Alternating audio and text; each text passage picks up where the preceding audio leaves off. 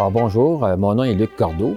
Je suis historien archiviste je travaille au Centre d'histoire de Saint-Hyacinthe depuis 1998 et je suis directeur général depuis, mon Dieu, pas les débuts, mais quasiment, finalement. Et donc, ça fait au moins 16-17 ans que je suis le directeur aussi du Centre d'histoire. La métairie, moi, j'ai l'impression qu'autrefois, ça devait être un nom qu'on donnait, du moins au Québec, lorsqu'il s'agissait d'un domaine agricole. Mais si on regarde dans le dictionnaire, si on veut, c'est plutôt en Europe, c'est que c'était plutôt des fermes où il y avait un métayer. Alors, le métayer, lui, en réalité, c'était un peu comme l'agriculteur ou le responsable de la ferme, celui qui l'exploite, mais que la ferme ne lui appartient pas. Alors, ce qui fait que le métayer devait remettre une partie de la production agricole, si on veut, au propriétaire de la ferme. Mais c'est des sœurs qui s'occupaient de ça, non? Oui, bien, dans le cas de la métairie, je pense qu'il faudrait peut-être commencer avec un tout début.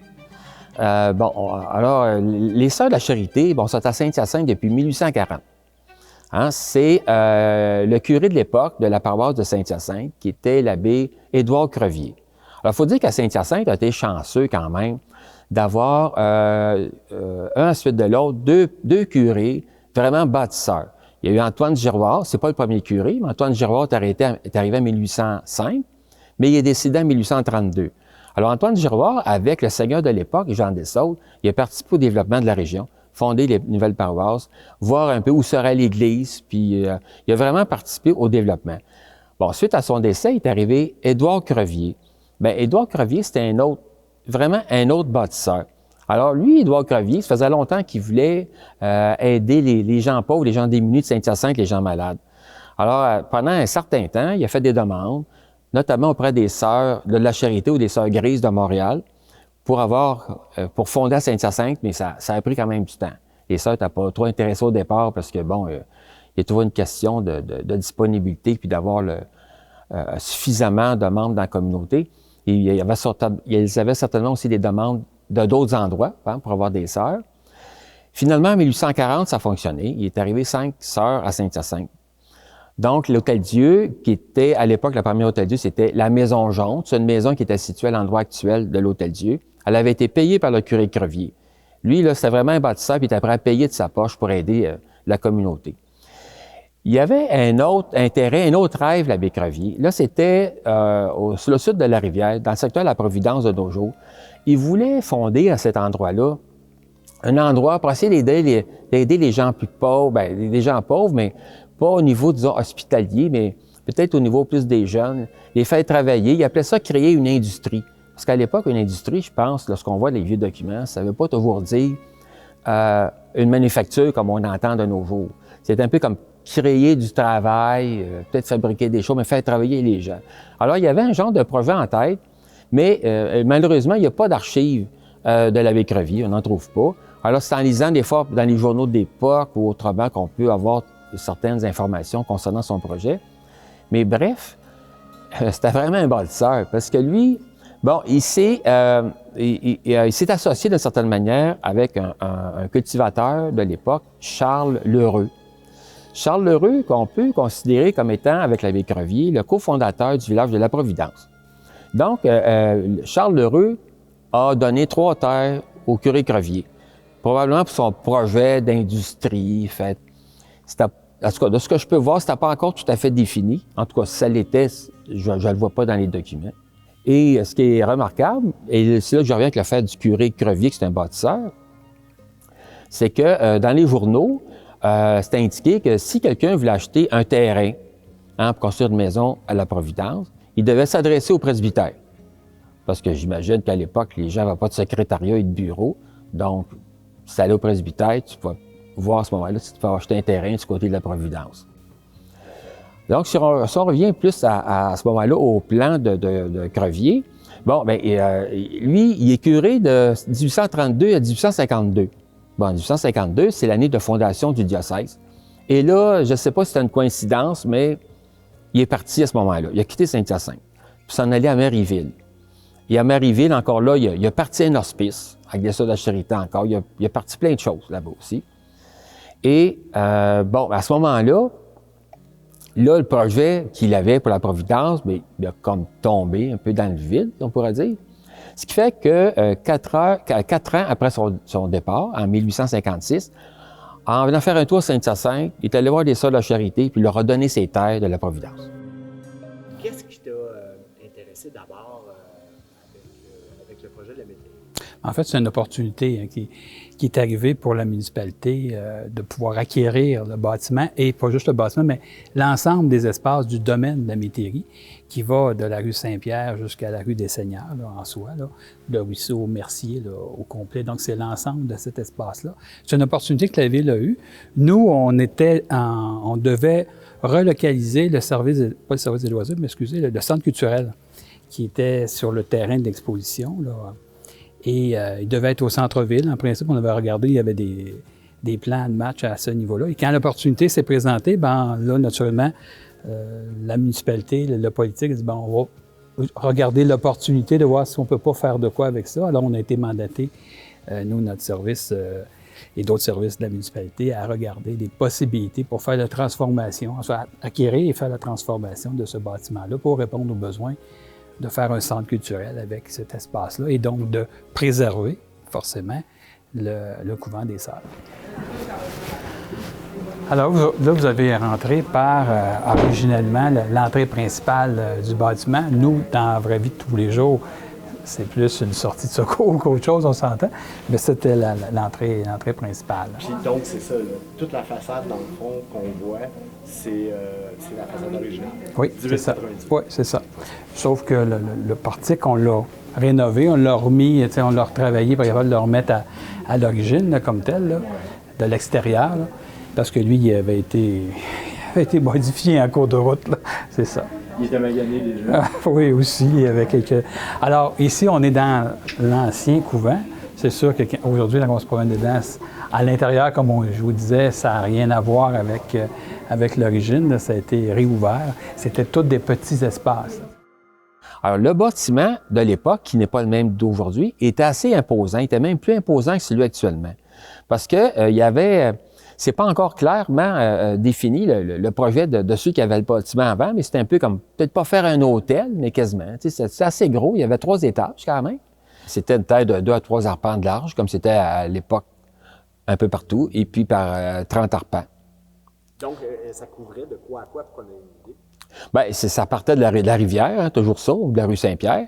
Et puis, ça allait jusqu'à comme limite, bien, c'est le cordon des terres, ça arrive avec dans l'autre sens, les terres du chemin de Saint-Dominique. Bon, là, en 1874, c'est vraiment la fondation de la ferme de la métairie. Alors, donc, il y a M. Sarrazin, mais il y a quelques autres personnes qui aident aussi, puis il y a les sœurs aussi. Là, les sœurs nomment une religieuse responsable de la ferme. Et là, il y a des sœurs qui habitent à cet endroit-là. Le bâtiment a existé jusque, je crois que c'était au mois de mai 1898, parce que malheureusement, il est arrivé un incendie. Ce qui arrive, c'est qu'il y avait le dortoir au 3e étage, c'est toujours ça, hein. Il y en a, quand ils sont venus pour se sauver, bien, le seul escalier qu'elles avaient arrivait près de la chapelle qui était en flammes. Alors, c'est certain qu'il y a des gens qui sont morts brûlés et d'autres qui sont morts en se jetant par la fenêtre du 3e. Bon, alors, suite à ça, les sœurs, l'immeuble n'était pas assuré. Alors là, dans la communauté, dans le milieu, hein, et même dans le diocèse, bien là, il y a une campagne de financement pour aider les sœurs à construire une autre maison. Alors, c'est la maison actuelle qui était plus petite. Alors, là, il a été décidé à ce moment-là qu'il n'y aurait plus vraiment de gens qui habiteraient là en pension, donc de pensionnaires. Donc, ça serait plutôt à l'Hôtel-Dieu.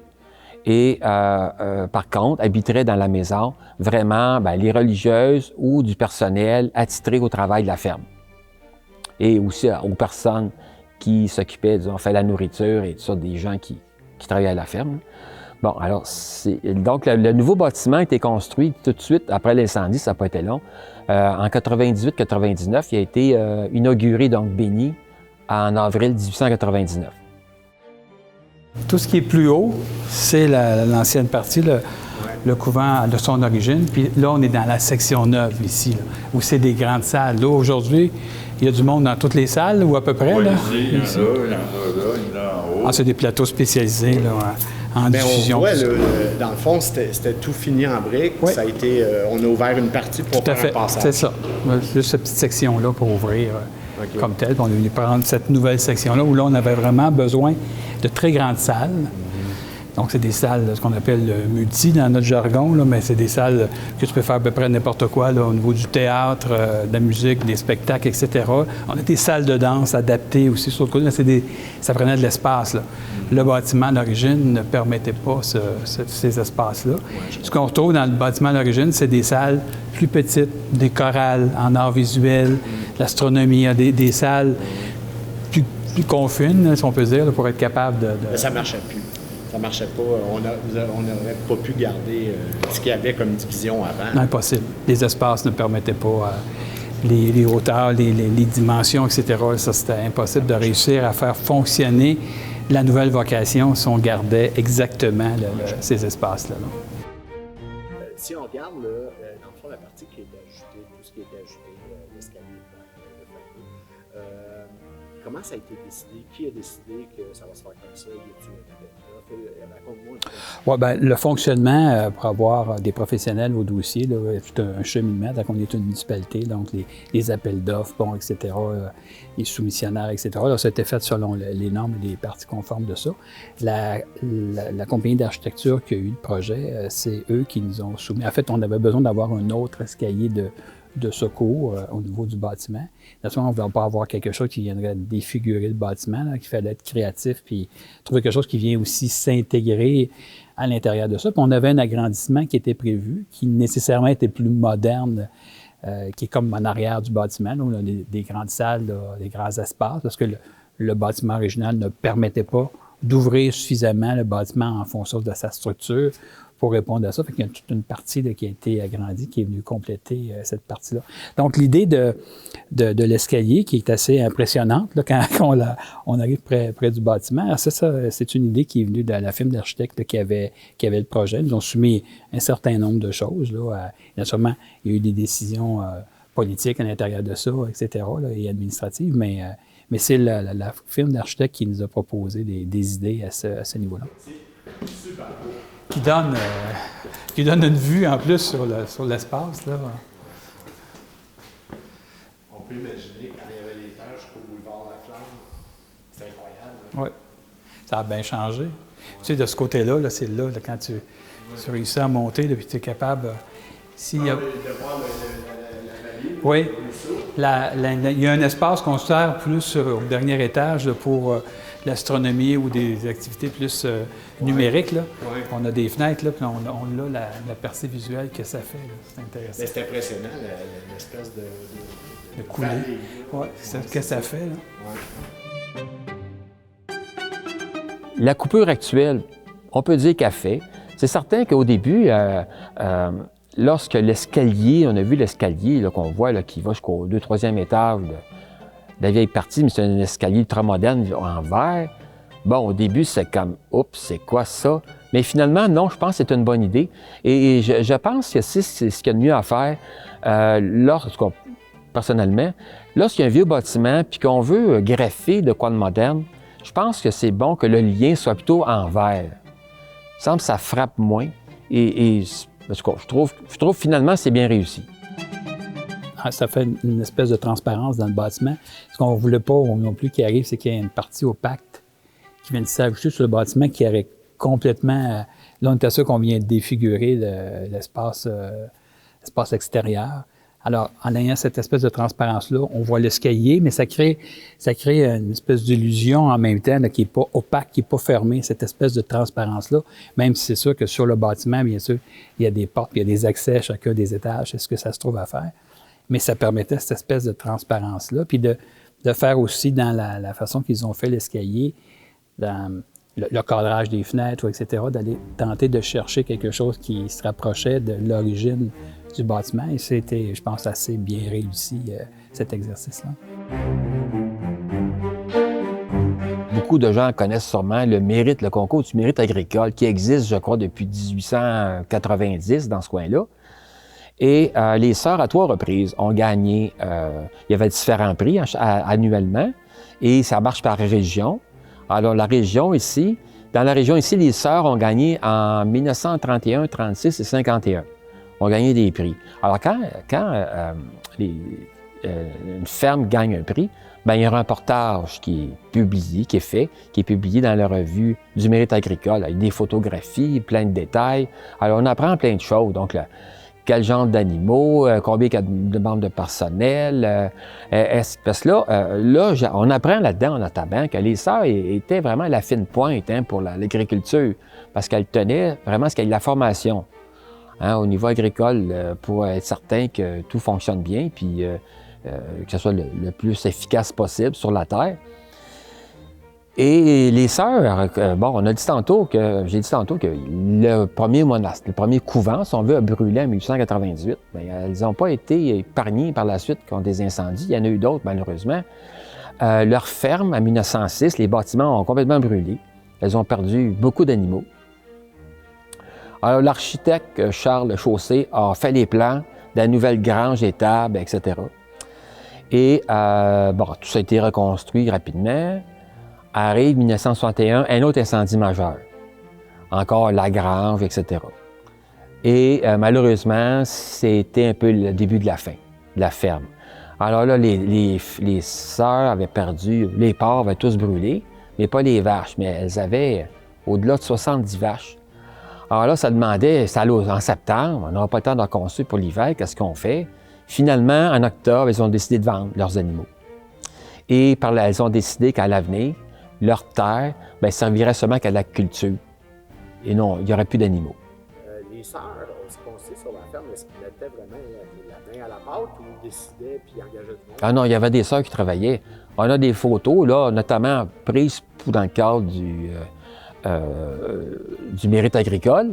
On voit une sœur là, qui est proche des abeilles, donc elle a tout le costume pour ne pas se faire piquer. Là. Non, il y a des sœurs qui travaillaient à la terre. Il y a sûrement certains travaux très durs, c'est plutôt des hommes habitués à le faire, mais non, elles participaient. Il y avait des immenses jardins aussi. On voit ça, c'était pas seulement, disons, de la grosse culture, il y avait des jardins immenses. Là. Ça, cet escalier-là, il était là. Ça a été maintenu. C'est un escalier de... Ça existait? Ça existait. Ça, c'est le même escalier qui a été rénové, là, mais on est dans la même... Elle était là. Elle avait été, elle aussi, rénovée par les sœurs au fil des ans, bien sûr. Là, c'était pas l'escalier original de 1850? Non, c'est ça. Alors, on est dans le sous-sol.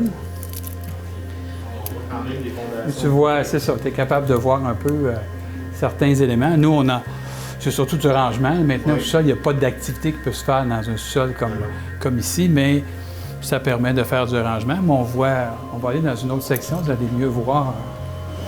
Ah, ça, c'était là. La machinerie de ventilation, de chauffage, etc., toutes les entrées électriques, toute cette partie-là était ici. Il y a plusieurs choses qui ont été préservées. Eux, ce qu'ils avaient dans cette section-là, nous, on leur a transformé une partie en arrière, mais c'était leur chambre froide. Il y avait une immense chambre froide, puis il y avait un escalier, je pense que c'était l'autre côté, il y avait un escalier là, qui les emmenait en haut dans la cuisine. La chambre froide, c'était pour préserver le fruit de leur culture. Exact, c'est ça. C'est sûr, dans les dernières années qu'ils étaient là, ils cultivaient beaucoup moins sur les terres ici, on s'entend. Mais ce qu'ils achetaient pour la communauté, parce que les sœurs ici, c'était leur espace de vie là, quotidien. Là. Alors, il y avait une immense garde-manger dans cet espace. Est-ce que tu étais présent dès le début, au moment où on a décidé à commencer à faire un projet avec la métairie pour la ramener? Parce que, est-ce que la maison a été abandonnée pendant un certain temps? Pas vraiment. Les sœurs ont quitté, je crois que c'est février 2008, la maison, les dernières sœurs. Et c'est sûr qu'il n'y a pas eu personne pendant peut-être 2-3 ans, peut-être un peu plus, jusqu'à temps que finalement la ville se montre intéressée d'acquérir et que finalement, qu'elle puisse commencer les travaux. Quand est-ce que tu as commencé à t'intéresser à la métairie et à faire des recherches? Parce que tu as cherché beaucoup là-dessus. Moi, c'est certain que quand il y a eu vent que c'était à vendre, puis qu'il y aurait peut-être eu démolition, c'est sûr que ça m'intéressait plus. J'ai commencé. Il y a des gens qui avaient déjà écrit certaines choses, mais moi, je suis allé plus loin. Comme les terres, c'est évident que j'ai fait des recherches dans le registre foncier. Et puis, ça, quand tu commences une recherche, là, c'est tellement intéressant. Tu sais jamais ce que tu vas découvrir à cours de route. Et puis, moi, en tout cas, ça m'a vraiment emballé. Et ça m'a amené à connaître aussi une partie du début du quartier de la Providence. Et là, quand, par la suite, j'ai découvert Charles Lheureux, son projet avec le curé, le premier pont que Charles Lheureux a construit, là, je me disais, hey, c'est vraiment les deux cofondateurs de ce village-là. Et dernièrement, je poursuis mes recherches lorsque j'ai le temps, parce que c'est toujours long. J'ai découvert que Lheureux était aussi le fondateur du village Saint-Joseph. Bien, tout se tient à un moment donné. Là. Ben, c'est ça, c'était en train de construire un édifice de l'histoire de tout ça. Bien, disons que on peut dire d'une certaine manière, je m'en viens bien parti pour faire un peu l'histoire de la ville, mais du côté sud. Puis je trouve que c'est une bonne chose, puis qui manquait. Parce que si on regarde le livre publié en 1998 dans le cadre du 250e anniversaire de la Seigneurie de Masca, pas de la ville, même si beaucoup de gens pensent à la fondation de la ville, mais c'est pas vrai, c'est la Seigneurie. On parle de quoi là-dedans? De Saint-Hyacinthe tel quel, mais de ce côté-là de la rivière, on dit peu de choses. Alors, je pense qu'il est temps que ça sorte. Pour ceux qui se rappellent bien de la maison, il y avait un autre bâtiment que j'étais en train d'oublier de dire, c'est que la ville, lorsqu'elle a acheté la propriété, elle a démoli, puis ça, je pense que c'était bien, un bâtiment annexe, vraiment un bâtiment à part, mais qui était relié. Un bâtiment construit au cours des années 1973-1974. C'était blanc, c'était un vrai bunker en béton. Hein, je suis allé à l'intérieur, puis c'était vraiment ça à l'épreuve du feu. Là, je pense même au niveau nucléaire, je pense que ça aurait été parfait. Là. Mais si c'était pas divisé de manière à pouvoir faire au niveau activité culturelle comme maintenant, alors la ville l'a détruit. Et puis, bon, je pense que c'est une bonne chose. On passait par ici, là.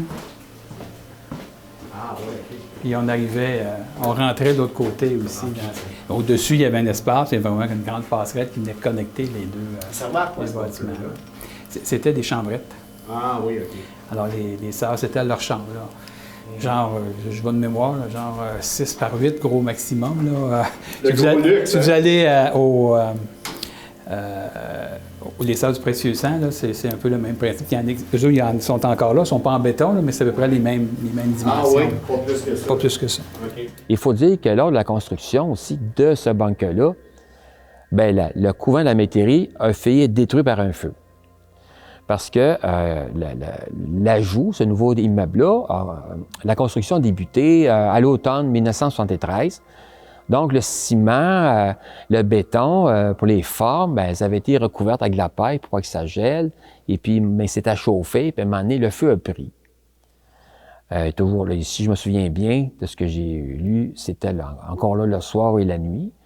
Et il ventait fort, et le feu a commencé à prendre après le couvent, la Métairie. Alors, n'eût été la rapidité des pompiers, bien, la Métairie aurait brûlé en 1973-74. Ça aurait probablement été pour de bon. Là. Probablement. Qu'est-ce qu'on a décidé de faire comme projet quand les sœurs sont parties? Qu'est-ce qui est arrivé? Est-ce que la ville a acheté le bâtiment tout de suite? Non, bien, ce qui est arrivé, c'est que c'est un promoteur, c'est le groupe Robin, qui a acheté une grande partie de la propriété, éventuellement pour faire du développement résidentiel. Ce qu'on entendait dire, c'est que c'était prévu que le couvent serait démoli pour laisser place à une rue ou à des maisons. Or, c'est un peu à ce moment-là que la ville, finalement, avec la population hein, du secteur, la Providence surtout, qui tenait à la conservation de l'immeuble, a décidé d'acheter le bâtiment. Et c'est sûr que la ville ne peut pas tout acheter, mais pour acheter, il faut avoir une idée, on va faire quoi avec le bâtiment? Et alors là, il y avait quand même le projet de fermer le centre culturel qui est sur le terrain d'exposition, où il y avait la piscine, parce que même si c'était construit en 1967, c'était pas trop de bonne qualité. Alors, c'était prévu que les groupes culturels qui logeaient là seraient rapatriés plus au centre-ville, mais finalement, la ville a décidé que le couvent de la Métairie servirait à ces groupes-là. Alors, c'est ce qui a été fait après les travaux, et même, c'est tellement devenu populaire, le site, auprès des groupes culturels, que la ville n'a pas eu le choix que de construire une nouvelle partie annexe au couvent pour accueillir tout ce beau monde-là. Ici, en fait, c'est l'étage des arts visuels maintenant. Il y a des murs qui s'ouvrent, ça peut être ouvert ou pas. Mais là, on est encore dans veux dire, il y avait déjà un troisième étage dans le temps. C'était là. OK. Parce qu'il y a un mur de briques, je sais pas, d'ailleurs, il est mansardé et tout. Oui. Oui. Il y a même un quatrième étage. Puis eux autres, il y avait du matériel dedans. C'est un entreposage. Oui, nous autres, on s'en sert pas. Là, tant qu'on a rénové, on s'en sert pas, là, mais tu marchais debout. Là. OK.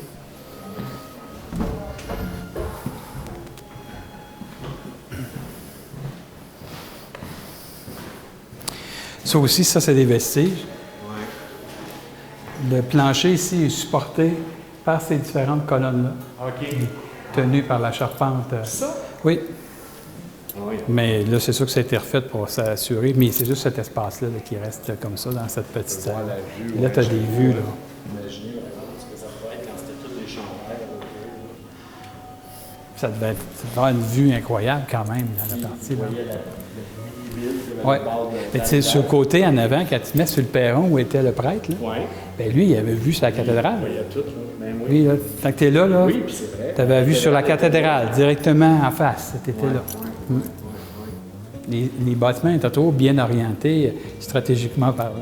Est-ce que je me trompe à savoir que la valeur de la métairie est plus par ce qu'elle représente dans son passé que parce qu'il en reste vraiment encore? Bien, c'est sûr que l'histoire, oui, je dirais que, puis de la décision, lorsque la décision a été prise d'acquérir, puis l'ensemble des raisons de ça, la partie historique des Sœurs, oui. Et ça, c'est clair que c'était le premier argument, le premier élément. Le bâtiment en soi, bien sûr, mais ça a été, puis l'ensemble du terrain qui vient avec, mais l'histoire qui est là, de la communauté, de la communauté religieuse qui était là et qui est encore existante, là, c'est sûr que ça a pesé fort dans la balance pour la prise de décision au départ, ça c'est clair. Quand j'y vais, tu rentres, puis tu as toujours cette espèce d'impression-là. Quand tu arrives par la rue Saint-Pierre, là, c'est un bâtiment, je trouve, qui est impressionnant. Il n'est pas si gros que ça, mais l'escalier aussi qui a été ajouté, là, le soir particulièrement, là, qui donne un éclairage particulier, ça reste... mais ça reste un espace. Quand tu vas du côté du ruisseau, là, tu vas il y a comme un petit palier, là, tu vas sur ce palier-là, ou tu vas un peu en arrière, là, tu vois la grande étendue, ça reste c'est un espace qui est quand même assez impressionnant dans notre petite localité chez nous, à Saint-Hyacinthe. Oui, je regarde encore, effectivement. Oui.